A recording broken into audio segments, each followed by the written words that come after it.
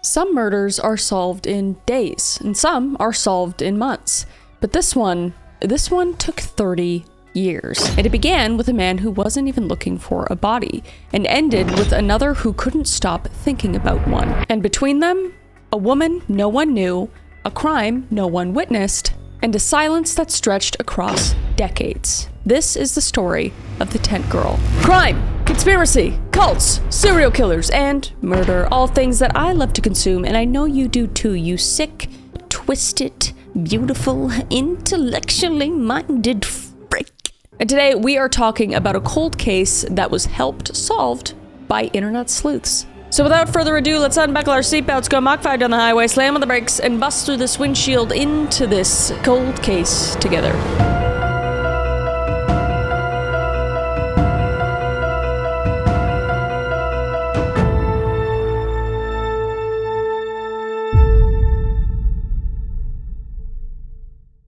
It was a cool spring morning in May 1968 when Wilbur Riddle set out along a rural stretch of US Highway 25 near Georgetown, Kentucky. And Riddle, a well digger by trade, was scavenging the roadside for discarded glass insulators from telephone poles. But as he walked through the brush in the quiet Kentucky backwoods, he noticed an oddly shaped green canvas bundle lying just off the road, and curiosity got the better of him. So Riddle walked up and nudged the bundle tarp with his boot, accidentally sending it tumbling down a small embankment. But as it rolled, the wrapping unraveled slightly enough to reveal what was inside, and his heart jumped out of his chest because the object was shaped like a human body. So Riddle froze in shock, and gathering his wits, he ran to the nearest gas station to call the authorities.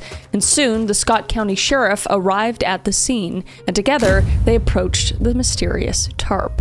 So with trembling hands, the sheriff used a knife to cut open the canvas covering, and the sight underneath made them recoil in horror. Because inside the makeshift sack was a badly decomposed, unclothed body. And the body was curled in the fetal position, limbs stiff from rigor mortis. And in death, their posture looked as if they had been trying to escape from something, just frozen in a final act of desperation. And the corpse appeared to be that of a young white girl, age unknown at this point.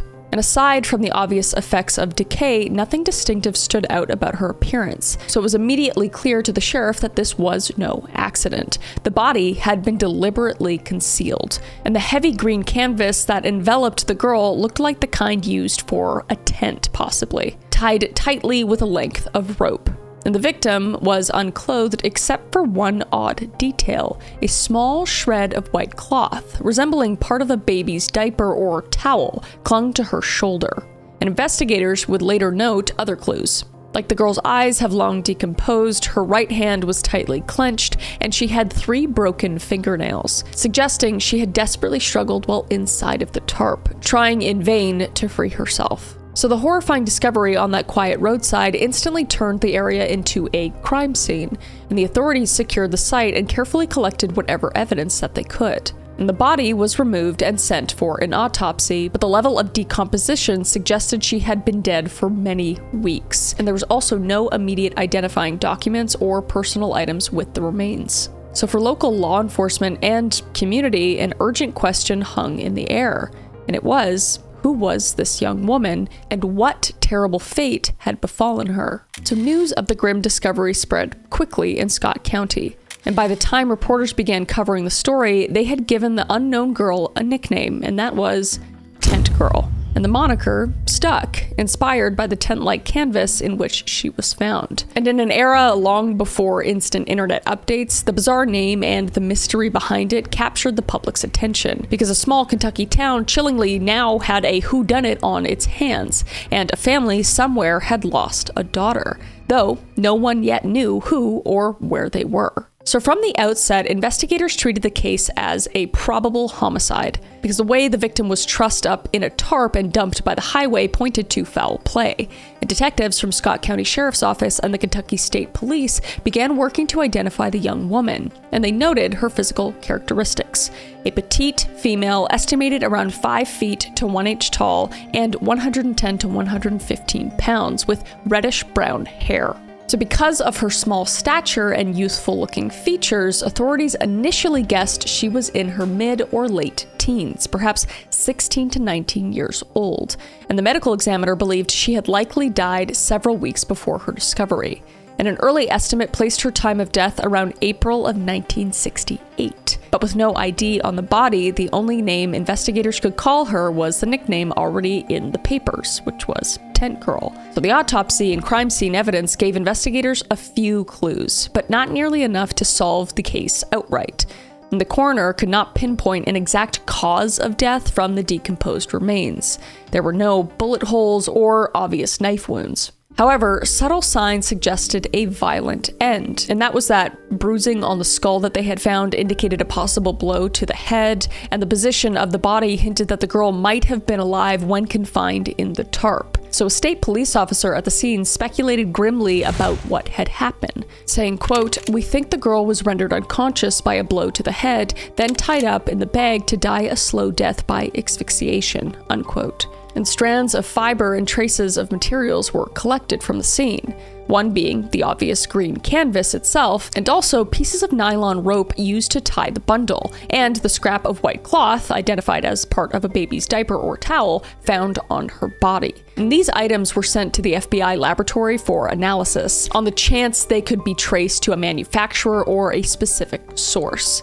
But unfortunately, the FBI reported that all the materials were generic and mass-produced. The canvas, rope, and cloth were too common to track down one single origin, so nothing in the bundle provided a smoking gun to the killer's identity, or the girl's identity. Investigators next turned their efforts to just identifying Tent Girl herself, and they compiled her description and reached out far and wide. Local newspapers and radio stations announced the discovery and asked for the public's help in finding any missing girl who fit the profile. And in those first weeks and months, tips trickled in, but each lead led to frustration. But one promising tip came when police learned of a missing teenager from another state who seemed to match the description. Detectives looked into a 17-year-old girl named Debbie who had vanished around the same time. And she had similar features, and a trucker even reported giving a ride to a hitchhiking couple that could have been Debbie and a boy in Kentucky. So excited by the possibility, a Kentucky investigator tracked the lead all the way to Pennsylvania, only to discover Debbie Crane alive and well, living with her boyfriend, and never having set foot in Kentucky. So it was a relief for Debbie's family, obviously, but a dead end for the Tent Girl case. And another lead drew investigators' attention to Pennsylvania again a few months later, when a 16-year-old named Candace Clothier was found murdered and dumped in a canvas bag in April of 1968. And the eerie similarities, two young women being found in a tied canvas, prompted Police Chief Anthony Fergione from Pennsylvania to personally drive to Kentucky and just compare notes. And for a moment, officers wondered if the two cases were connected by a roaming killer, but despite the near-identical method of disposal, no definitive link could be established. And the Pennsylvania victim was eventually identified as Candace, unrelated to Tent Girl, and her murder remained its own mystery.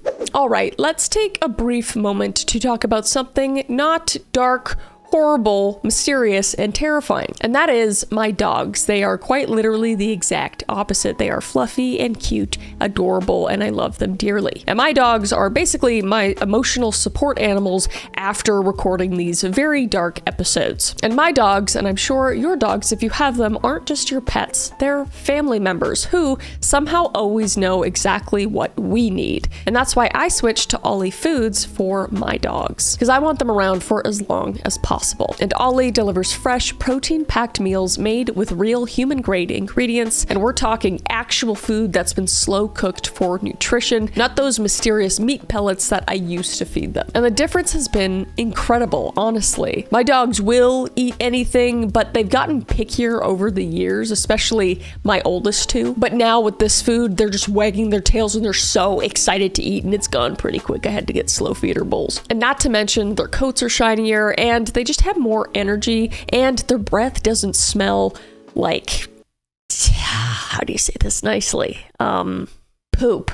you know? And what I really love is how easy they make everything. They create a tailored meal plan based on your dog's specific needs, their age, their weight, their activity level, and the portions come perfectly sized in these mess-free packages. And plus, they give you a pup-tainer for storage that actually seals properly so your fridge doesn't smell like dog food. And they even have an app where you can get health screenings from actual experts. And currently, the dogs are loving the beef recipe, but they have 5 different options, which is really nice. And their turkey treats. Let's just say I've never successfully taught my dog Rupert any dog tricks, but with these treats, I've actually been getting somewhere. But your dog's well-being starts with their food, and that's why Ollie delivers fresh, human-grade food that your dog will love. So if you want to feed your dog really, really good fresh food, go to ollie.com/CCCM and tell them all about your dog, and use code CCCM to get 60% off your welcome kit when you subscribe today. Plus, they offer a happiness guarantee on the first box, so if you're not completely satisfied, you will get your money back. That's ollie.com/CCCM and enter code CCCM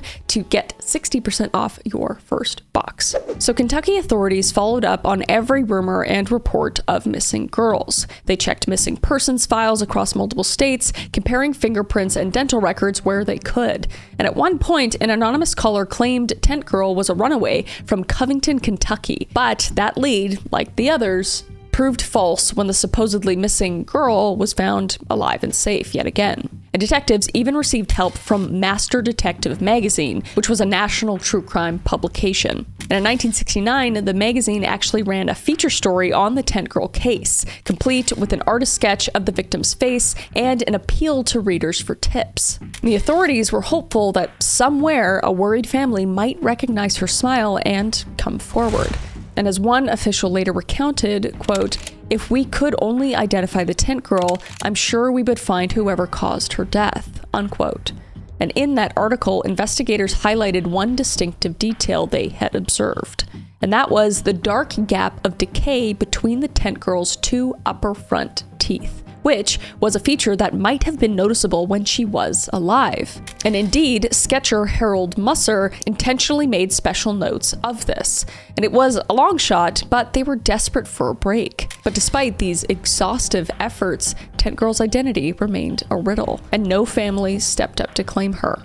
And every promising tip eventually hit a dead end. So in 1971, local authorities made the compassionate decision to lay the young woman to rest rather than keep her remains in storage indefinitely. So in Georgetown Cemetery, a modest tombstone was erected, donated by a local company moved by the tragedy.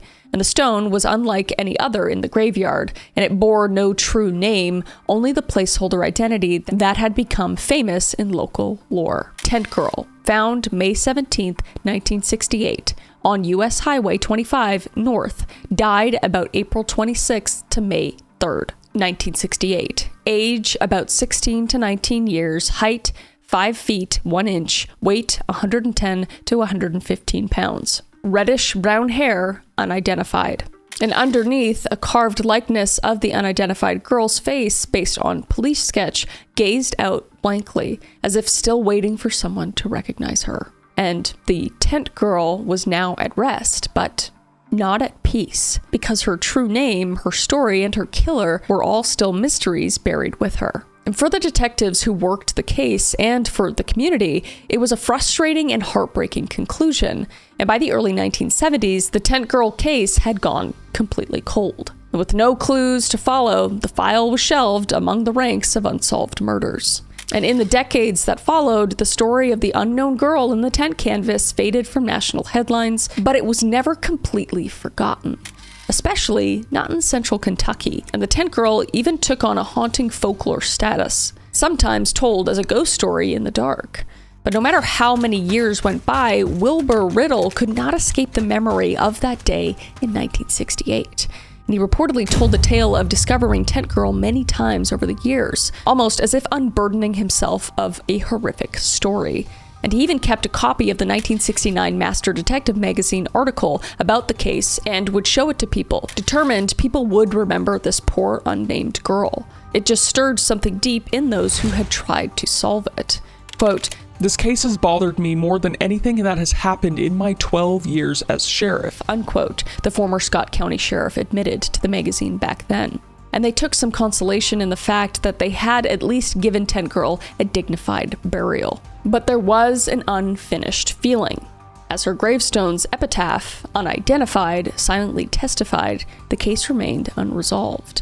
And every so often, a possible lead would surface and briefly rekindle hope, only to fizzle out. You know, after spending hours of researching the darkest corners of human behavior, I need something to help me decompress. And what helps me do that are my Lola blankets. And I'm actually holding it right now, and more often than not, it's on my lap during these videos. And it's like being wrapped in a cozy, fluffy cloud. And I have the antique ivory one, but I also have like 4 more now at this point. And anytime anybody comes over, I give them that blanket to use, and they are all struck. But I've always been a big blanket person. My couch usually looks like a blanket fort exploded on it. But this Lola blanket, it's completely different. The first time I touched it, I actually said, "Oh, what the hell?" Because I couldn't believe how soft it was. It's this ultra soft vegan faux fur with a 4-way stretch that just molds to you when you have it around you. And unlike my old throws that are basically glorified lint collectors at this point, this stays perfect wash after wash. There's no pilling, no shedding, nothing. And with the holidays coming up, this is genuinely my go-to gift. I've already ordered 3 more, and I will do my best to actually give them to other people. But it's one of those presents that works for literally everyone. Your bestie who needs comfort during scary episodes like the ones that I do, or your mom who's just always cold for some reason, or that friend who just has everything. It's personal and luxurious without being over the top. Plus, with over 10,000 5-star reviews, you know I'm not the only one obsessed. And the large size is perfect for solo couch sessions or sharing with someone, but I usually hog it from Caleb. And they even have an XL that's legitimately the biggest blanket I've ever seen. And they also make weighted blankets if you're into that therapeutic vibe. I know I am. And matching pillows that you can bundle together. So give the gift of softness this holiday season with Lola blankets. And for a limited time, our listeners are getting a huge 40% off their entire order at lolablankets.com by using code CCCM at checkout. Just head to lolablankets.com and use code CCCM for 40% off. Thank you so much for supporting the channel, and thank you to Lola Blankets for sponsoring this video, and let's get back to it. So over the years, a few families of long missing young women wondered if Tent Girl might be their lost daughter or sister, but tentative inquiries never came up with anything useful. And any missing persons cases outside the initial estimated age range or time frame were generally ruled out, which was later found to be an issue. And without modern DNA databases or centralized records, connecting the dots between states was impossible in that era specifically. So as Todd Matthews, a name of great importance that we'll discuss shortly, noted, during those decades, quote, Chicago didn't know what was happening in Detroit. They weren't sharing information, unquote, because each police department had its own dusty binders of runaways and Jane Does. But no one realized that the key to Tent Girl's identity might lie in a missing persons report filed far, far away. And so the Tent Girl remained an unsolved mystery, frozen in time, and her grave became a somber landmark in Georgetown. It was as if an entire life had been condensed to a few vague lines on a tombstone. And the original investigators had retired or moved on, and new technologies like forensic DNA typing were still in their infancy and had not yet been applied to cold cases like this. And it would have stayed that way forever had it not been for an unexpected spark of interest from an unlikely source, a young man with a relentless imagination. So the stage was set for one of the most remarkable second acts in cold case investigation history. And Tent Girl's story was far from over. So in 1987, nearly 2 decades after Tent Girl's body was found, the mystery found its way into the ears of a 17-year-old named Todd Matthews. And Todd lived in Livingston, Tennessee, a small town not too far from the Kentucky state line. And he was a thoughtful kid known for his empathy and curiosity. And Todd had grown up with a sensitivity to loss, as 2 of his own siblings had died in infancy and were buried in little marked graves that his family visited often. And perhaps because of that, Todd understood the ache of a life taken too soon and the importance of remembering those who are gone. And he never could stand the idea of someone being forgotten or mistreated. So that October, as Halloween approached, Todd began dating a local girl named Lori Riddle. And Lori happened to be the daughter of none other than Wilbur Riddle, the man who had discovered Tent Girl's remains all those years ago. And on Halloween evening, Todd and Lori sat together swapping ghost stories and local legends. And Lori mentioned the strangest, scariest true story she knew, the tale of the Tent Girl. And she recounted how her father had stumbled on a dead body wrapped in a tent canvas when she was just a baby. Not the girl in the tent, but the guy's daughter. The daughter was the baby. Sorry if I said that weird. But the story had everything: an unsolved murder, a nameless victim, a frustrated sheriff who pleaded for a reader to help solve the case, etc. And Todd was transfixed. And as he later described it, it was, quote, fascination, instant fascination, unquote. And Lori even invited Todd over to meet her dad, who showed him the old Master Detective magazine article, the one he kept from all those years ago. And the haunting image of the tent girl and the idea of a young woman without a name struck a chord deep within him. Quote, this girl's got a mother, she's got a daddy, she could have a husband, we've got to find out who this girl is, unquote, Wilbur told Todd, remembering the thought that had nagged him for years. And Todd agreed wholeheartedly. And at that moment, the teenager made a quiet vow that he would give Tent Girl her name back someday. And it felt like fate that the story had landed in his lap. But Todd had no idea that this obsession would come to dominate the next decade of his life. So when I research for these videos, I tend to give in to my bad habits. Those being biting my nails, chewing on the end of a pen, etc. Right? A lot of hand-to-mouth stuff for me. And I know other people have bad habits similar to that, some of which actually affect your health really negatively. And that's why Fume is here to help with a smarter alternative. And for those of you who don't know, Fume is a flavored air device, not a vape, not nicotine, just something completely different. Fume lets you satisfy that urge to reach for something, that hand-to-mouth habit, without any of that nasty stuff. No nicotine, no vapor, no batteries. And I've personally been using Fume for about 4 to 5 months now, especially during those late night research sessions when I'm usually giving in to bad habits because I am quite an anxious person. So I find that it's been extremely helpful. And my favorite at the moment is Crisp Mint because it's refreshing and it gives me something to do while I'm going down conspiracy and crime rabbit holes. And they've also got flavors like orange vanilla, peach blush, and cinnamon hearts. But what I really appreciate is how it feels substantial in your hand. It's got this nice weight to it, and it's also just beautifully designed. I keep one on my desk, and it's honestly been a game changer for my constant bad habits. And Fume has already helped over 700,000 people take steps toward better habits. And now it's your turn. So use code CCCM to get a free gift with your journey pack. So head to tryfume.com, that's tryfum.com, and use CCM to claim this limited time offer today. Thank you for supporting the channel, and thank you to Fume for sponsoring this video, and let's get back to it. So Todd's quest began in the late 1980s, using the only tools available at the time, which was physical trips and searches, telephone calls, and boundless determination. And he started by absorbing every detail from the old case files and newspaper clippings he could get. And he visited the Scott County offices and local libraries, requesting any public records of the Tent Girl case. And he even drove to Georgetown Cemetery to stand at Tent Girl's grave in person, staring at the enigmatic headstone for inspiration. And the sight just moved him deeply. And Todd imagined her real family somewhere, not even knowing they should be visiting this grave. Quote, my brother and sister passed away as infants. We visited their graves, but Tent Girl's siblings, her parents, and her children couldn't visit her grave because they didn't know where she was, unquote. Just absolutely heartbreaking. So this thought fueled his resolve. And in those early years, Todd worked methodically, though he was very much an amateur sleuth learning as he went. and he contacted the Scott County Sheriff's Office and coroner, introducing himself and explaining his interest in the cold case. And at first, some officials were understandably skeptical of a teenaged outsider poking around a decades-old investigation. Nobody was really taking him very seriously. But Todd persisted politely, asking questions and sharing any small observations he made. And Todd had a rather significant insight from re-examining the evidence notes, and he learned about the scrap of white cloth found on Tent Girl's shoulder, which the FBI lab had identified as a piece of baby's diaper.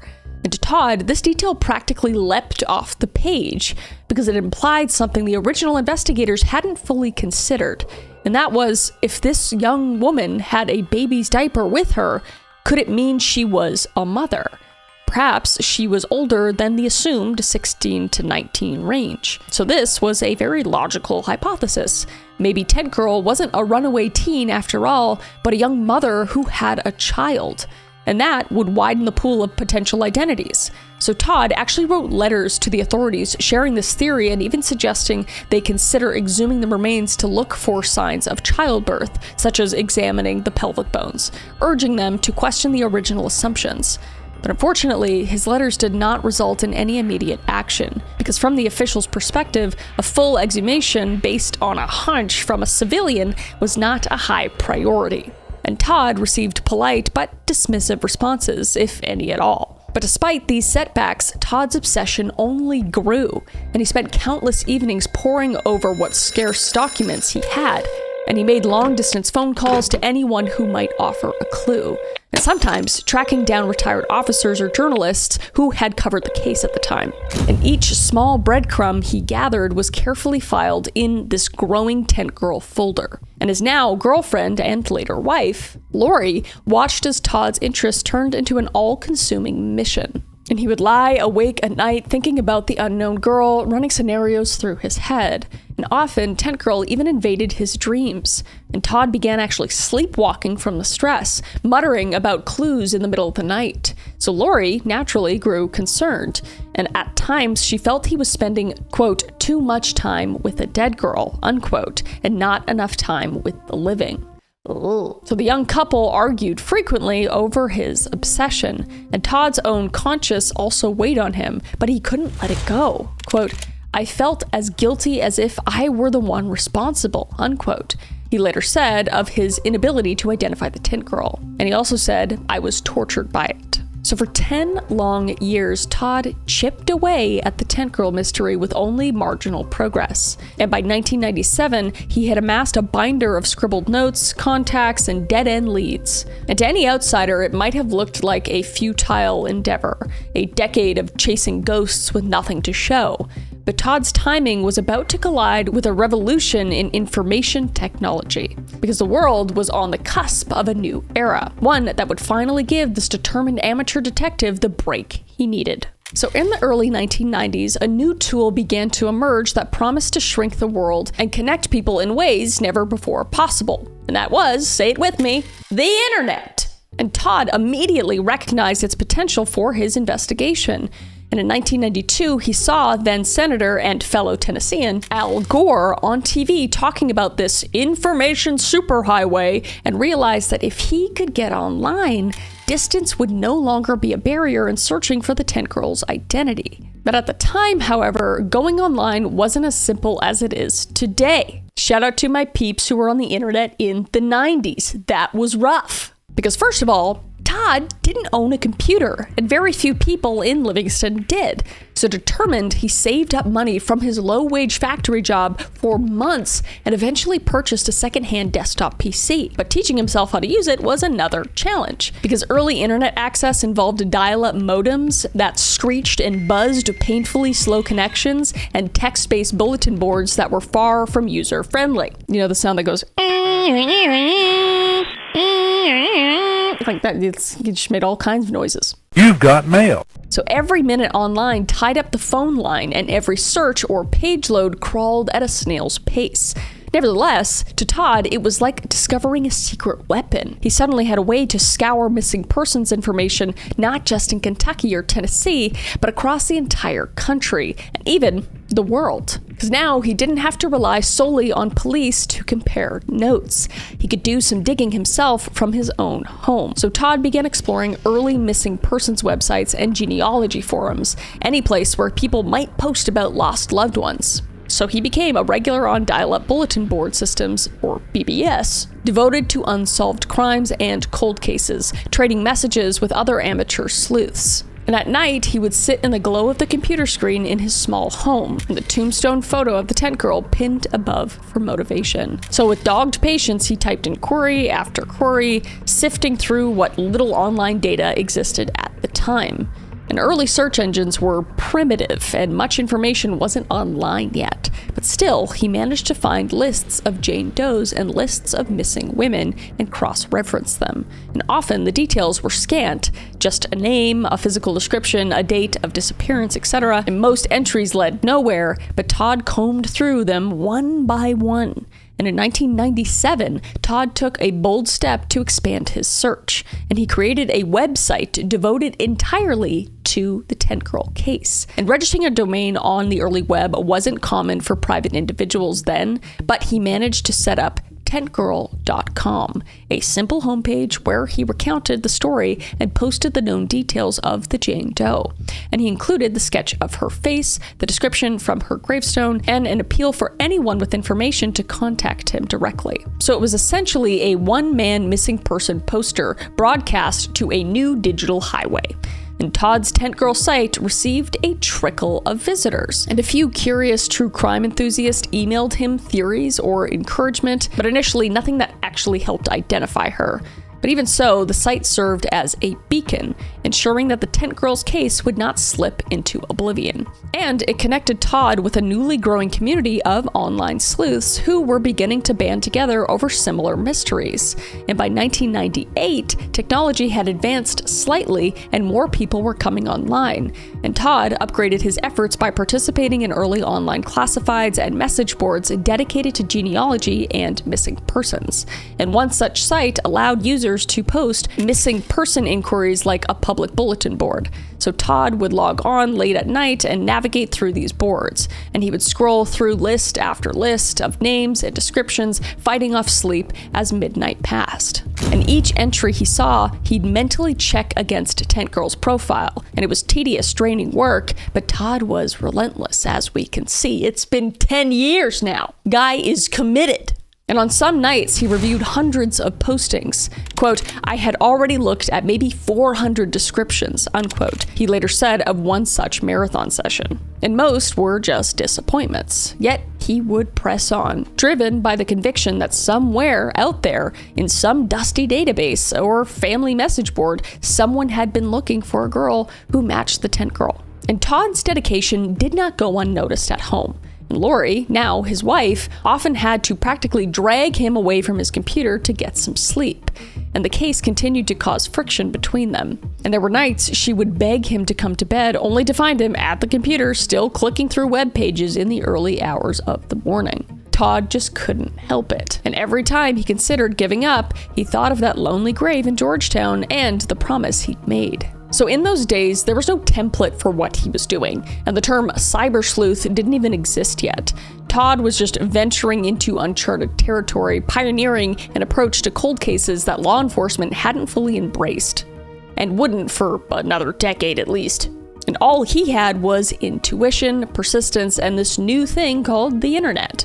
And more data was appearing online. And in the back of his mind, Todd believed the right clue had to surface if he just cast a wide enough net. So late one January night in 1998, Todd sat at his computer, fighting off never-ending drowsiness as he performed yet another search. And by this point, it had become his routine. Stay up through the night, combing through missing persons postings on various websites. But on this particular night, he was browsing a site known for its classified ads and personal notices, a place where people could post messages seeking lost relatives or friends. And Todd's eyes skimmed line after line, and and he was exhausted, and after hours of fruitless searching, everything was starting to blur together. But then, just as he was about to call quits, 3 words practically jumped off the screen at him. And those words were Lexington, 1967, missing.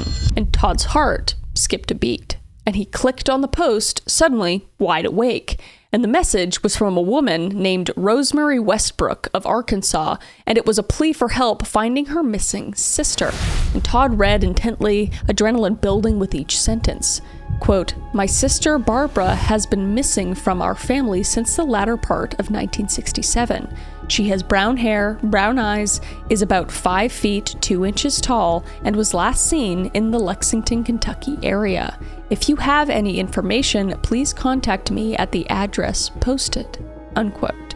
Todd could hardly believe what he was reading. The physical description was nearly identical to the tent girl's stats etched on the gravestone, and the location, Lexington, was about 15 miles from where tent girl's body had been found, a very plausible match. And crucially, the timing overlapped. Barbara went missing in late 1967, and tent girl's body was discovered in May of 1968. So Todd had long suspected that tent girl might have died earlier than April 1968. And that the original time of death estimate was actually off. So here was a missing sister whose disappearance lined up almost perfectly with that intuition. And the only initially puzzling detail was Barbara's age, because Barbara was 24 years old, and tent girl was thought to be a teenager. But Todd's diaper clue had already led him to suspect that the victim could indeed have been in her 20s and possibly a young mom. And Barbara Ann Hackman Taylor's profile fit in every way that mattered. And Todd's hands trembled on the keyboard, and in that electrifying moment, Todd knew this was it. And he leapt up from his chair so fast he almost knocked it over, running to the bedroom where Lori was asleep and shook her awake, exclaiming, quote, "Lori, wake up! I found her!" And Lori opened her eyes in confusion as Todd, literally jumping up and down, tried to explain that he had discovered a missing persons post that matched tent girl. So after years of enduring his late night searches and obsession, Lori didn't fully understand what he was talking about in that groggy moment. But Todd was already racing back to the computer to figure out his next steps. So without wasting a minute, Todd saved Rosemary's contact information and drafted an email to her. And Rosemary, who was only 10 years old when her sister vanished, had grown up not knowing Barbara's fate. And for her and her family, Barbara's disappearance had been a wound open for 30 years. And Rosemary replied, and soon the two were in direct contact. And Todd shared everything he knew about the unidentified tent girl, and Rosemary shared everything she knew about her sister Barbara. And the puzzle pieces fell rapidly into place. And when Rosemary described Barbara's appearance and circumstances to Todd, the alignment with Tent Girl's case was undeniable, because both women were short, small-framed brunettes, both had ties to Lexington area, both vanished in late 1967, and Rosemary confirmed something that gave Todd goosebumps. Barbara's baby daughter had been left behind. Tent Girl had a piece of a baby's diaper on her, likely from caring for an infant, and Todd could see the tragic picture emerging. By all indications, Tent Girl and Barbara were one and the same person. So the next hurdle was to convince law enforcement and medical authorities to act on this information. And Todd knew he needed official scientific verification, so he contacted the Kentucky State Medical Examiner's office and relayed the potential match between the Tent Girl case and Rosemary's missing sister. And initially, officials were skeptical, because for nearly 30 years, countless false leads had come and gone. But Todd now had something those earlier leads lacked: a living family member, Rosemary, and a clear trail of evidence linking a specific missing person to Jane Doe. So after some persistence, Todd succeeded in getting the attention of Dr. Emily Craig, a forensic anthropologist with the state medical examiner's team. And in collaboration with the Scott County authorities, plans were made to exhume Tent Girl's remains and conduct a DNA test to confirm the identity. And this was the moment everything had been building toward. So on March 2nd, 1998, investigators and forensic experts gathered at the Georgetown Cemetery. And the grave of Tent Girl was carefully opened, her casket brought to the surface after nearly 3 decades underground. So a sample of bone and tooth was taken from the remains and sent to the state laboratory in Frankfort, Kentucky. And Rosemary provided a cheek swab for comparison. And then came the waiting. His DNA analysis at the time was not instantaneous, and it took a few weeks to extract and compare the genetic material. So Todd, Rosemary, and all involved just held their breath for weeks. But in their hearts, they already knew. And as Todd had felt in that fateful moment online, everything fit. It felt almost as if Barbara's spirit had guided Rosemary to post that online ad at just the right time and guided Todd to find it. So in April of 1998, the Kentucky State Medical Examiner's Office and the Scott County Sheriff received the lab results that would end a 30-year-old mystery. The DNA comparison was conclusive. The unidentified tent girl and Barbara Ann Hackman Taylor were the same person. And the tent girl finally had her real name back. And for local residents who remembered the long unsolved case, this news was nothing short of incredible, because after decades of referring to the Jane Doe by a nickname, authorities could finally speak her real name. And the identification made headlines across Kentucky and beyond. And the tent girl's tragic story now had a face and a history attached to it. And Barbara's backstory slowly emerged through information provided by her surviving family. So Barbara was born on September 12, 1943, and grew up in the Midwestern state of Illinois. And in her 20s, Barbara was described as a petite young woman with a friendly smile. And at some point in the mid-1960s, she married George Earl Taylor, who worked as a traveling carnival employee. And because of George's job, the couple moved around a lot, and by 1967, they were living in Lexington, Kentucky. And Barbara had an infant daughter, only 8 months old, in late 1967. And she was also a stepmother to George's older daughter from a previous marriage, a 7-year-old named Bonnie. And Barbara was working at a local restaurant in Lexington to help make ends meet. And her family back in Illinois did not even know she had settled in Kentucky, and they actually believed she might be living in Florida around that time. But in December of 1967, Barbara vanished, and she was 24 years old at the time and seemingly had everything to live for. But she also appeared to be in an unhappy marriage. And according to Barbara's family, her husband George claimed that one day Barbara simply up and left him for another man. And he said she had run off, abandoning her baby and stepdaughter. And this explanation struck the Hackman family as very out of character, but they were young and lived far away, and they didn't know what to believe at the time. And George never reported Barbara missing to the police. How convenient for George. And it wasn't until some time later that one of Barbara's sisters filed a missing persons report in Florida, hoping authorities there might look for her, since Florida was the last place Barbara had lived before marrying George. But tragically, that report didn't help, and Barbara's disappearance stayed in obscurity while, unbeknownst to everyone else who loved her, her body lay in the Kentucky cemetery under a pseudonym. So now, in the spring of 1998, Barbara's siblings finally learned what had happened. And the revelation was met with a mixture of heartbreak and relief. Heartbreak because the family's worst fears were confirmed. Barbara had been dead for all these years, murdered in a horrific manner, but also relief and closure because the agonizing uncertainty was over. Quote, "It's been so long. It's just like finally we can, like the song, exhale." Unquote. Rosemary told reporters, expressing the release of decades of pent-up grief. So at last, they could properly mourn Barbara, knowing where she was and that she hadn't simply chosen to abandon them. So the Hackman family thanked the Scott County Sheriff's Office and, above all, they thanked Todd for refusing to let the case die. And also a standing ovation for Lori, Todd's wife, who stuck around with him after all those years, because that's a lot as well. And she and Todd had never met in person until after the identification, actually, but they forged an immediate bond through this journey. And law enforcement officials were quick to acknowledge that this identification would have not been possible without Todd's extraordinary efforts. And the Scott County Sheriff at the time, John Walters, publicly praised Todd for providing the critical lead. And it was a rare instance of a private citizen solving a cold case that professionals alone could not. And Todd, for his part, was humble about his role, and he said he wasn't seeking fame or reward. Quote, "I had no idea that I'd be talking about her 20 years later," unquote. He remarked in an interview years afterward. Quote, "I thought it would be long forgotten," unquote. All he wanted was to give a name to the girl who had been denied one. And with Barbara's identity confirmed, preparations were made to update her grave and honor her memory properly. And in Georgetown Cemetery, a new gravestone was installed at Barbara's burial site, placed just below the original stone. and the update marker bore the name Barbara Ann Hackman. And it also listed her nickname, Tent Girl, and the corrected dates of her birth and death as best they could be approximated. So the once anonymous victim was anonymous no more. And for Todd and the Hackman family, this was a time of closure and reflection. And Todd and Rosemary had solved the identification, but a new question now loomed. Who killed Barbara and why? The case was not over. It had shifted from who is Tent Girl to who was responsible for her death.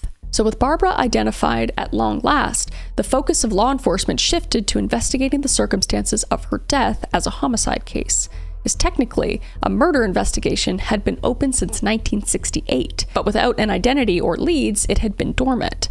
But now, the detectives could finally connect some dots, and the prime suspect quickly came into sharp focus, and that suspect was George Earl Taylor, Barbara's husband, who had been the last person known to see her alive. So from the start, George's behavior in 1967 had raised red flags. First of all, he never reported Barbara missing.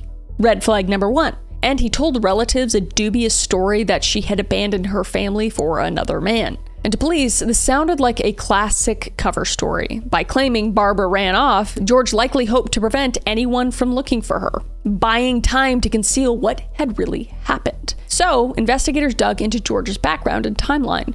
And George was a carnival worker, as we know, a job that often required traveling from town to town. And he would have had easy access to heavy canvas like the one Barbara was found in, because those tents were often used in camping and in carnivals. And in late 1967, the couple was staying in the Lexington area, and it appears that at some point around early December, Barbara either attempted to leave the marriage or confronted George about their relationship. And perhaps there was an argument, possibly over infidelity or finances, or perhaps an instance of abuse that escalated tragically. But we can't know the exact details of the fateful encounter. Only 2 people were there, and one of them ended up in a grave. But the forensic evidence told part of the story. Barbara had likely been struck on the head, then bound in a canvas and left to suffocate.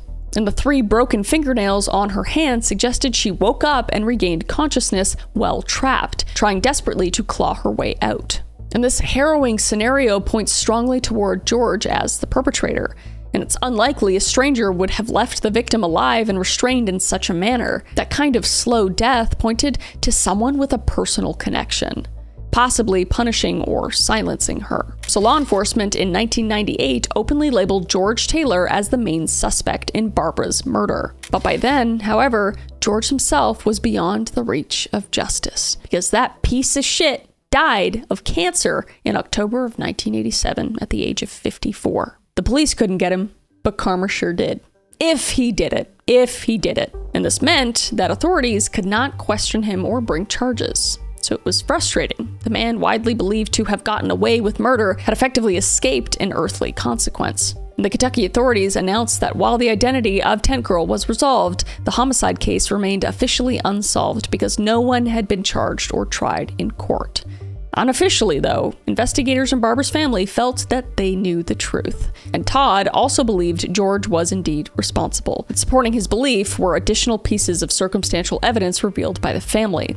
For instance, Barbara's stepdaughter Bonnie later recounted that she was 7 years old in 1967 and remembered her stepmother Barbara suddenly being gone. And George had told little Bonnie that her stepmom had run away and wasn't coming back. And Bonnie recalled that her father seemed unemotional about Barbara's disappearance and quickly moved on with life, raising the baby daughter alone or with help from others. And for a husband whose wife suddenly ran off, George showed remarkably little concern or effort to find her. And indeed, no one else in Barbara's life believed she would willingly abandon her infant child. And that was perhaps the most damning indication that foul play had occurred, because it was unimaginable to them that she would just disappear voluntarily and never contact her family again. And investigators in 1998 tried to piece together George's movements and actions around the time of Barbara's disappearance.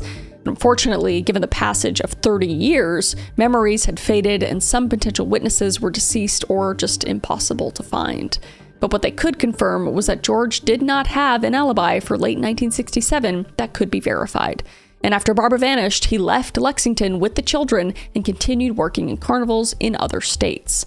And he never remarried before his death. And there were whispers among extended family that George had a violent streak, nothing that was documented in public records, but enough to make Barbara's relatives retrospectively suspect he might have harmed her. But still, with the suspect dead, the case was effectively at a dead end, legally. And the Scott County Sheriff's Office eventually closed the active investigation, noting that the likely perpetrator would never face trial. And for Barbara's family, this was, of course, bittersweet.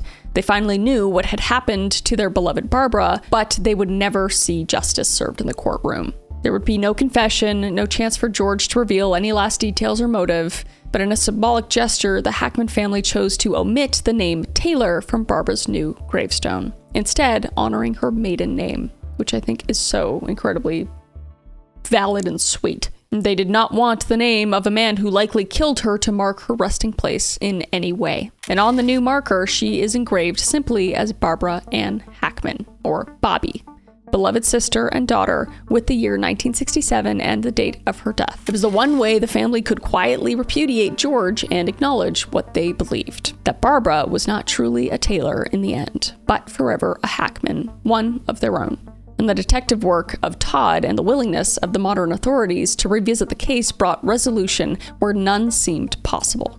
As one law enforcement official noted, this case was unique, possibly the only instance where the victim was identified 30 years later to efforts of the son-in-law of the man who found the body. Just like the most serendipitous, crazy. It's just, when I first read the story, I was just perplexed. Like, there's some inner workings of the world, and it came to a beautiful conclusion, as beautiful of a conclusion as it could. Obviously, a death is horrible, but for all these people to come together in the way that they did, I think it's the best conclusion that we could have gotten. And while we can't change the tragic ending of Barbara's life, we can ensure her memory lives on, named, known, and honored.